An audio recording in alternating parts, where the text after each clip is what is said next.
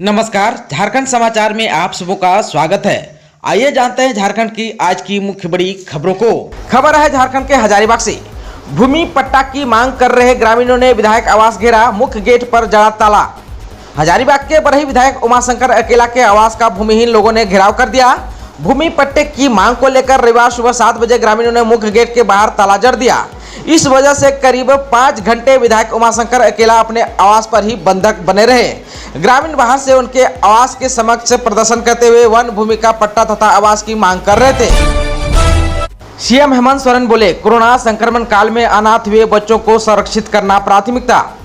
झारखंड के मुख्यमंत्री हेमंत सोरेन ने कोरोना संक्रमण काल में अनाथ हुए बच्चों को संरक्षित करने को प्राथमिकता बताया है। वे रविवार को मुख्यमंत्री आवासीय कार्यालय से प्रोजेक्ट शिशु के अंतर्गत कोविड-19 महामारी के दौरान अनाथ हुए बच्चों को पूर्ण आवास के लिए झारखंड राज्य विधिक सेवा प्राधिकरण झालसा के वर्चुअल कार्यक्रम को संबोधित कर रहे थे। मुख्यमंत्री ने कहा कि प्रोजेक्ट शिशु के तहत कोरोना महामारी के दौरान राज्य के ऐसे बच्चे जिन्होंने अपने अभिभावकों को खोया है, उन बच्चों का पुनर्वास करना निश्चित रूप से बहुत ही संवेदनशील और हृदय को छूने वाला कार्य है। विश्व कप तीरंदाजी में झारखंड की दीपिका का जलवा, एक ही दिन 3 स्वर्ण पदक जीत बनाया रिकॉर्ड। विश्व कप तीरंदाजी प्रतियोगिता में रांची की बेटी दीपिका कुमारी ने शानदार प्रदर्शन करते हुए विदेश में शान से तिरंगा लहराया। इस तीरंदाज ने एक ही दिन 3 स्वर्ण पदकों पर निशाना साध ओलंपिक से पहले भारतीयों के लिए पदक की उम्मीदों को परवान चढ़ाया है। पेरिस में चल रहे विश्व कप स्टेज 3 तीरंदाजी के रिकर्व मुकाबले में रविवार को दीपिका ने पहले कोमालिका बारी और अंकिता भक्त के साथ स्वर्ण पदक जीता। फिर कुछ देर बाद मिक्स्ड डबल रिकर्व प्रतियोगिता में तीरंदाजी का प्रदर्शन करते हुए एक और स्वर्ण पदक अपनी झोली में डाल ली। रविवार की शाम खुशियां तब 3 गुनी हो गई जब दीपिका ने एकल प्रतियोगिता का स्वर्ण भी अपने नाम कर लिया। दीपिका विश्व कप में ही एक दिन 3 स्वर्ण पदक जीतने वाली पहली तीरंदाज है। गौरतलब है कि दीपिका जापान ओलंपिक में क्वालिफाई करने वाली भारत की एकमात्र महिला तीरंदाज है। वह तीसरी बार खेलों के महाकुंभ में हिस्सा लेने जाएगी। झारखंड में कोरोना संक्रमण के पिछले 24 घंटे में राज्य में मिले 98 नए पॉजिटिव मरीज, 6 जिलों में एक भी नहीं। 3 संक्रमितों ने तोड़ा दम। कोरोना संक्रमण का आंकड़ा राज्य में घटकर 100 से कम हो गया है। राहत देने वाली बात यह है कि शनिवार को 6 जिलों में चतरा, गोड्डा, पाकुड़, परामू, सरायकेला और पश्चिमी सिंहभूम में एक भी संक्रमित नहीं मिले। वहीं 18 जिलों में कुल 98 मरीज की पुष्टि हुई है। इधर विभिन्न जिलों में 166 मरीजों ने कोरोना को मात भी दी है। हालांकि 3 संक्रमितों की मौत भी हुई। मृतकों में बोकारो, पूर्वी सिंहभूम और खूंटी से एक मरीज शामिल है। शनिवार को कहां से कितने मरीज मिले, आइए इसके बारे में भी जान लेते हैं।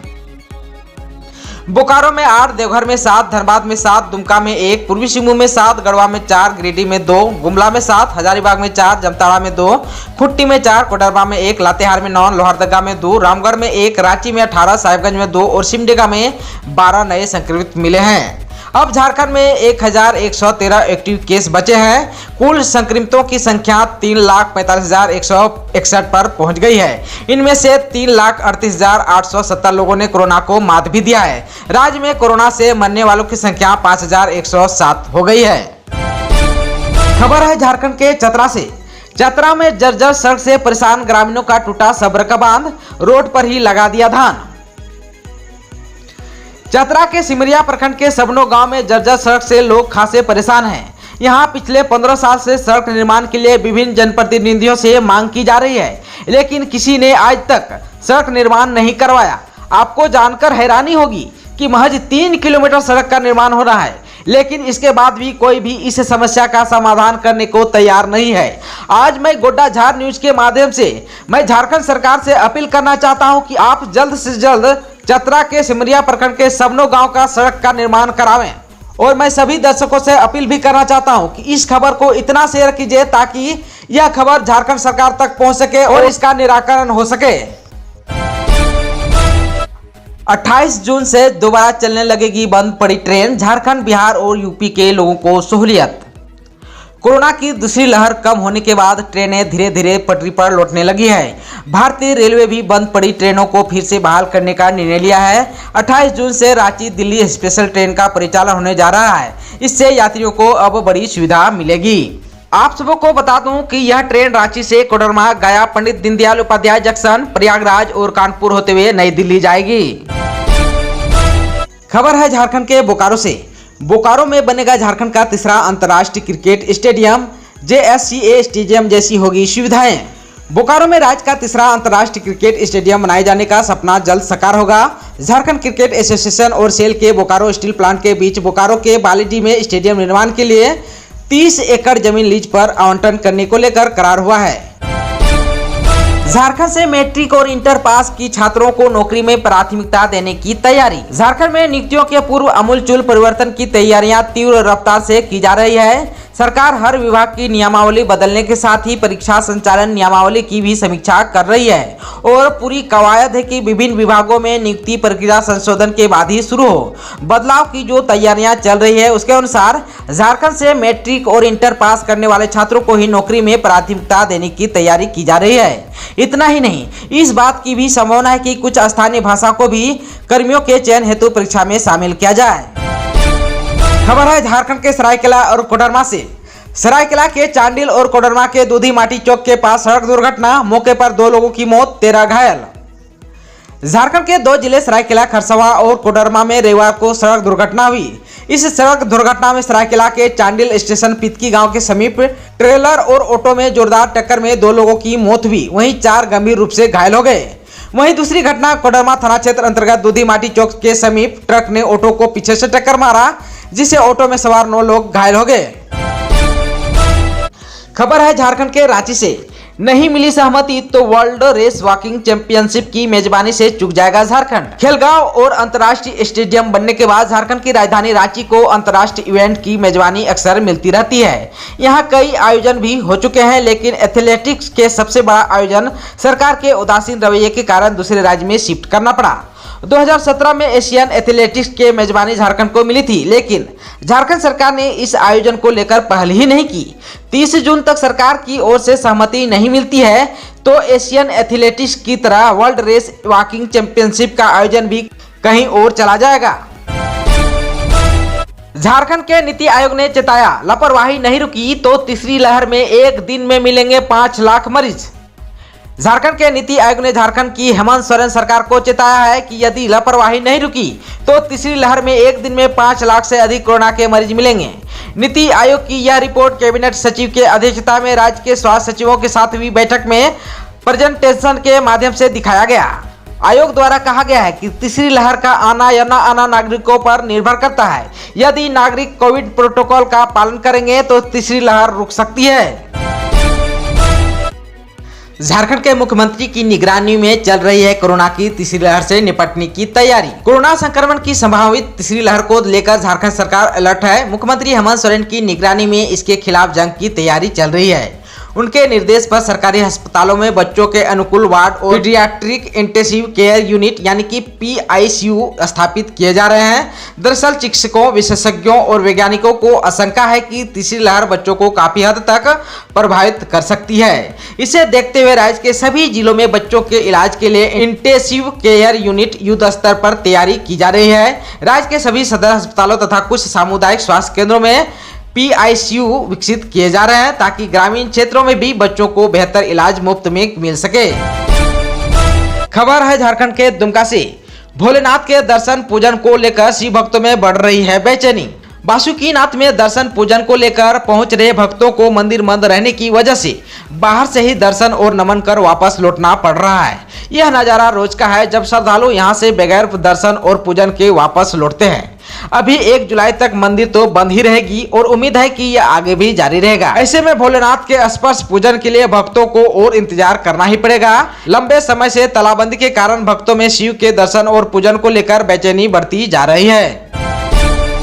झारखंड में 10वीं और 12वीं का रिजल्ट रद्द होने के बाद ही स्टूडेंट फिर से दे सकेंगे परीक्षा।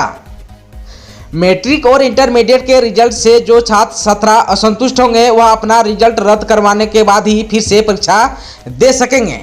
जैक ने स्पष्ट किया है कि मैट्रिक और इंटरमीडिएट के वैसे छात्र छात्राएं जो रिजल्ट जारी होने के बाद उसे असंतुष्ट होते हैं तो उन्हें आगे होने वाली परीक्षा में शामिल होने के अवसर प्रदान किया जाएगा।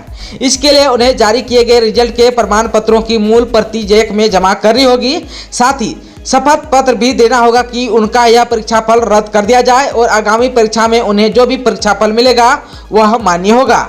मैट्रिक और इंटरमीडिएट के छात्र छात्राओं को विषयवार थ्योरी पेपर के लिए जैक की ओर से 9वीं और 11वीं की परीक्षा के आधार पर अंक दिए जाएंगे। वहीं आंतरिक मूल्यांकन और प्रैक्टिकल के अंक स्कूल और कॉलेज स्तर पर दिए जाएंगे। जो छात्र छात्राएं अब तक प्रैक्टिकल परीक्षा नहीं दे पाए हैं उनके लिए कोविड गाइडलाइन के आधार पर प्रायोगिक परीक्षा आयोजित की जाएगी। जिन विषयों में प्रैक्टिकल नहीं है उनके लिए आंतरिक मूल्यांकन का प्रावधान भी किया गया है। विषयवार आंतरिक मूल्यांकन 20 अंकों के होंगे और इसका आवंटन स्कूल कॉलेजों द्वारा किया जाएगा। छात्र छात्राओं के आंतरिक मूल्यांकन और प्रैक्टिकल के अंकों को जैक के वेबसाइट पर अपलोड करना होगा। अंकों के ऑनलाइन अपलोड करने में स्कूलों को सतर्कता बरतनी होगी। एक बार सबमिट कर दिए जाने के बाद अंकों में किसी तरह का परिवर्तन नहीं किया जा सकता है और न ही जैक के स्तर पर इसमें किसी भी तरह का परिवर्तन या सुधार संभव हो सकेगा। अगर स्कूल कॉलेज स्तर से किसी छात्र छात्रा का आंतरिक मूल्यांकन या प्रैक्टिकल का अंक ऑनलाइन सबमिट नहीं किया जाता है तो उसे अनुपस्थित मानते हुए नियमानुसार परीक्षा फल तैयार किया जाएगा। झारखंड में आज से रेडियो पर पढ़ाई करेंगे 9वीं और 12वीं तक के बच्चे। बाद में शेष बचे क्लास को भी इससे जोड़ा जाएगा। झारखंड में सोमवार से पहली बार रेडियो के माध्यम से पढ़ाई शुरू होगी। मीडियम, वेब और एफएम चैनलों पर सुबह और शाम पढ़ाई होगी। अभी जमशेदपुर और चाईबासा में एफएम पर इसका प्रसारण होगा। बाद में शेष बच्चे क्लास को भी इससे जोड़ा जाएगा। रांची, जमशेदपुर, चाईबासा, डाल्टनगंज, हजारीबाग और भागलपुर केंद्र से इसका प्रसारण होगा। रांची, हजारीबाग और चाईबासा से सुबह 9:20 पर, जमशेदपुर से 9:30 पर, डाल्टनगंज से 9:15 पर, जबकि भागलपुर से 12 बजे यह पढ़ाई होगी। इसी प्रकार रांची, डाल्टनगंज और भागलपुर से शाम 5:45 पर, हजारीबाग से 5:50 पर और चाईबासा से 6:30 पर इसकी पढ़ाई होगी। शिक्षा विभाग को विश्वास है कि स्मार्टफोन के अभाव में पढ़ाई से वंचित रहने वाले छात्रों को इससे काफी लाभ होगा। देश के टॉप पार्क में शामिल होगा रांची का बायोडायवर्सिटी पार्क। वन एवं पर्यावरण विभाग के अपर मुख्य सचिव एल ख्यांगते ने शनिवार को रांची स्थित बायोडायवर्सिटी पार्क का निरीक्षण किया। इस क्रम में उन्होंने बायोडायवर्सिटी पार्क को विकसित करने को लेकर तैयार प्लान का भी अवलोकन किया। इस दौरान उन्होंने विभाग के पदाधिकारियों को आवश्यक निर्देश देते हुए कहा कि इस पार्क को इस तरह विकसित किया जाए ताकि देश के टॉप बायोडायवर्सिटी पार्क में शुमार हो सके। खबर है झारखंड के देवघर से। हाईवा और बाइक में टक्कर, बाइक सवार की मौत। जसीडीह थाना क्षेत्र के पथल चपटी के समीप हाईवा और बाइक के बीच टक्कर में बाइक सवार की मौत हो गई। जानकारी के अनुसार शहीद आश्रम रोड निवासी रणवीर सिंह रविवार सुबह रोहिणी से घर वापस आ रहे थे। इसी क्रम में पथल चपटी के पास विपरीत दिशा से आ रहे एक हाईवा वाहन ने बाइक में टक्कर मार दी। घटना के बाद हाईवा चालक हाईवा के साथ फरार हो गया। डीडीसी के स्टेनो के खिलाफ भी प्राथमिकी दर्ज। बोरियो विधायक लोबिन हेम्ब्रम के प्रतिनिधि अजय हेम्ब्रम की शिकायत पर उप विकास आयुक्त के स्टेनो विनोद कुमार वर्मा के खिलाफ SC/ST एक्ट की धाराओं के तहत प्राथमिकी दर्ज कर ली गई है। जिरवाबाड़ी ओपी में इस संबंध में प्राथमिकी दर्ज की गई है।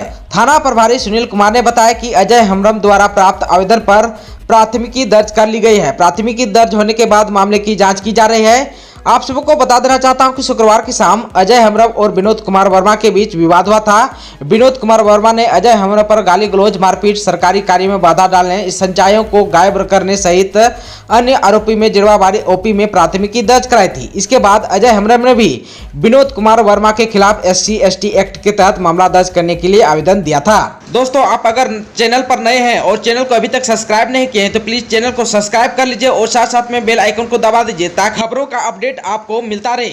इसके साथ ही आज के समाचारों में बस इतना ही। हमें दीजिए इजाजत। नमस्कार।